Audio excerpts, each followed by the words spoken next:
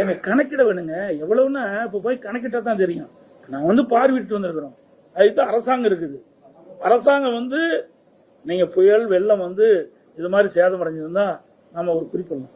ஆனா விவசாயிகள் உற்பத்தி செய்யப்பட்ட நெல்ல இந்த அரசாங்கத்தினுடைய தவறின் காரணமாக அந்த நெல்மணி எல்லாம் முளைச்சிருக்கு. குறிப்பிட்ட காலத்துல இந்த விவசாயிகளிடத்திலிருந்து இந்த நெல் மூட்டைகள்லாம் கொள்முதல் செஞ்சிருந்தா இந்த பிரச்சனையே வந்திருக்காது. இது அரசுடைய தவறு. இருந்தாலும் விவசாயிகள் பாதிக்கப்பட்டிருக்காங்க. வேற வழி கிடையாது. விவசாயிகளுக்கு இன்னைக்கு முளைச்சு போன நெல்லை இன்னைக்கு கொள்முதல் செய்ய மாட்டாங்க. ஈரப்பதம் 22% 24% இருக்குது. அதையும் கொள்முதல் செய்ய மாட்டாங்க. விவசாயிகள் என்ன செய்வது? பல நாள் பூச்சி வச்சிருந்த காரணத்தால இந்த நெல்லெல்லாம் அவிஞ்சு போயிட்டு. அது எதுக்குமே பயன்படாது.